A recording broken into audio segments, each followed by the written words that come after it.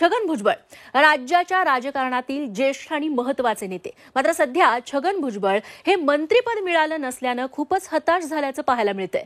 त्यातच राष्ट्रवादीच्या नेत्यांकडूनच भुजबळांना डिवचण्याचं काम सुरू झालंय. त्यावरून जोरदार राजकारण तापण्याची शक्यता आहे. पाहूया त्या संदर्भातला हा स्पेशल रिपोर्ट. महायुतीच्या सरकारमध्ये मंत्रिपद मिळालं नसल्यानं राष्ट्रवादीचे ज्येष्ठ नेते छगन भुजबळ नाराज आहेत. त्यांनी याबाबत जाहीर नाराजी सुद्धा व्यक्त केली. त्यानंतर ओबीसी नेत्यांची बैठक घेत भुजबळांनी शक्ती प्रदर्शन केलं. त्यातच आता राष्ट्रवादीचे मंत्री माणिकराव कोकाटे यांनी भुजबळांना चांगलंच डिवचलंय. मंत्रिपद नसेल मिळेल तर नाराजी व्यक्त करण्याचं काही कारण नाहीये, कारण ते 20 वर्ष मंत्री होते, उपमुख्यमंत्री होते. आता त्यांना याच्यापेक्षा आणखी मोठं काय मिळायला पाहिजे? मुख्यमंत्री काय देता येणार नाही त्यांना, कारण अजून आमच्याकडे लागेल तेवढे लोक लाईनमध्ये उभे आहेत. तेव्हा त्याच्यामुळे थोडंसं जरी कमी जास्त झाला असेल तरी काही गोष्टी अंडरस्टँडिंग करायच्या असतात. त्या अंडरस्टँडिंगमध्ये करतील, लोकांची भेटतील, चर्चा करतील. त्यामुळे असं काही नाही आहे.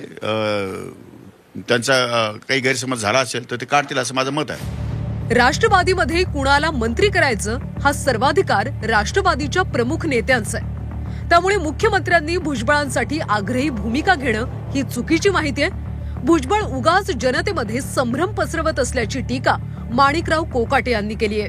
त्यांची माहिती चुकीची असेल, मला असं वाटत नाही. त्यांची माहिती चुकीच्या माहितीच्या आधारे बोलत असतील. ते मुख्यमंत्र्यांचा अधिकारच नाहीये की राष्ट्रवादी काँग्रेसमध्ये कोण मंत्री द्यावे. तेव्हा मुख्यमंत्र्यांना आग्रह धरण्याचा काय प्रश्न येतो?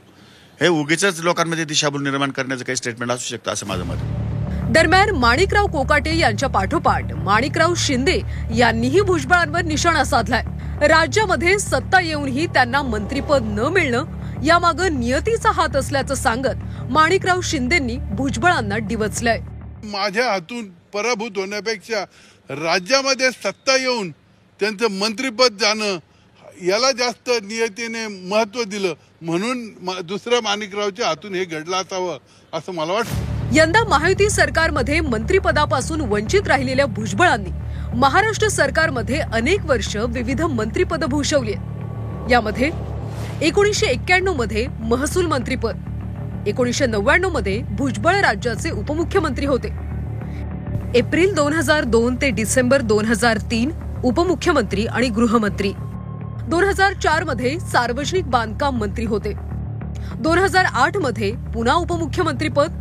2009 ते 2010 मध्ये भुजबळ पुन्हा राज्याचे उपमुख्यमंत्री होते. 2019 मध्ये अन्न आणि नागरी पुरवठा मंत्री, तर 2023 मध्ये ते पुन्हा अन्न आणि नागरी पुरवठा मंत्री झाले. शरद पवारांचं वय झाल्यानं त्यांनी नेतृत्व तरुण खांद्यावर द्यावं अशी भूमिका जेव्हा अजित पवारांनी मांडली तेव्हा भुजबळांनी अजित पवारांची साथ दिली. मात्र भुजबळ देखील आता 77 वर्षांचे. उपमुख्यमंत्री, गृहमंत्री पदासह महसूल मंत्री आणि इतरही मंत्रिपदं त्यांनी आतापर्यंत भूषवली.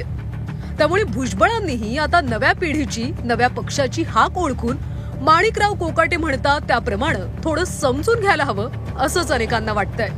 सागर गायकवाड, झी 24 तास, नाशिक.